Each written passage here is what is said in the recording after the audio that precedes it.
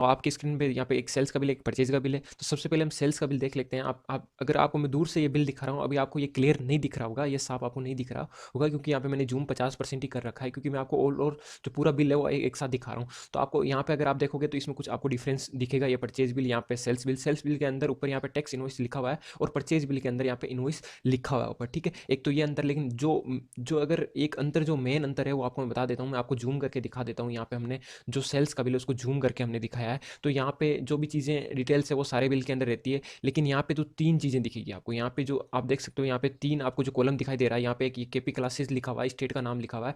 ये जिस कंपनी ने ये बिल जनरेट किया है उस कंपनी का यहाँ नाम आएगा ना, जिस कंपनी से ये बिल प्रिंट हुआ है उसका नाम यहाँ आएगा। यहाँ पे शिफ्ट टू, ये मतलब क्या है, शिफ्ट टू हमें किसने हमें भेजा है या हम किसको भेज रहे हैं उसका नाम यहाँ पे आएगा, ठीक है। और थर्ड वो इसमें क्या लिखा है, बायर लिखा है। बायर का मतलब क्या होता है, खरीदार होता है। तो यहाँ पे एस आर प्राइवेट लिमिटेड जो कंपनी का नाम है वो हमारे लिए क्या है, खरीदार है। और यहाँ पे हम लोग क्या है, उसको माल क्या है, शिफ्ट कर रहे हैं, मतलब उसको सेल कर रहे हैं। तो ये कौन सा बिल हो गया, सेल हो गया। जो सेल का बिल है उसके अंदर यहाँ पे आपको बायर लिखा देगा, यहाँ पे आपकी कंपनी का नाम दिखाई देगा, और यहाँ पे क्या है, बायर लिखा हुआ है तो ये खरीदार है। और यहाँ पे अगर बायर लिखा है तो ये खरीदार है, और यहाँ पे जो नाम दिया हुआ है वो क्या है, ये सेल्स करने वाला। अगर ये आपकी कंपनी का बिल नहीं है, अगर कोई अन्य बिल भी आप देखो तो उसमें आप पहचान सकते हो कि कौन खरीदने वाला है या कौन सेल करने वाला है, किसके लिए परचेज का बिल है और ये किसके लिए, ये जो है सेल का बिल है। तो यहाँ पे बायर खरीदार है तो इसके लिए क्या, ये परचेज का बिल है, और ये कौन है, या कंपनी सेल कर रहा है तो इसके लिए क्या है, ये सेल्स का बिल है। और यहाँ पे आप डिफरेंस देखो तो यहाँ पे बाकी चीज़ें, यहाँ परचेज का बिल आपको मैं दिखा देता हूँ जूम करके। इसमें भी ये तीन ही कॉलम बने हुए। यहाँ पे देखो शिफ्ट टू, ये केपी क्लासेस को शिफ्ट टू, ये केपी क्लासेस ये सेल कर रहा है।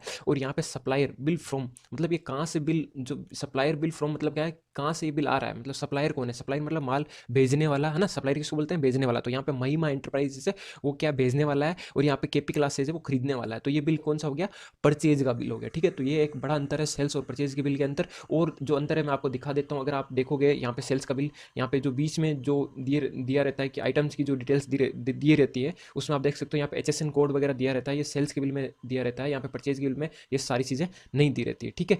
और नीचे आप जाओगे तो यहाँ पे देखिए टैक्स के बारे में यहाँ पे कुछ ज़्यादा कुछ नहीं दिया हुआ है अलग से, लेकिन जो ये सेल्स का बिल होता है उसके अंदर यहाँ पे आपको ये कॉलम्स, और जो ये टेली के बिल है उसके अंदर यहाँ पे एक अलग से कॉलम दिखेंगे, और ये बताएगा कि कौन कौन से HSN कोड पे कितना कितना परसेंट है जो टैक्स कटा है, टोटल कितना टैक्स होता है। तो ये सेल्स और परचेज के बिल के बीच का अंतर होता है।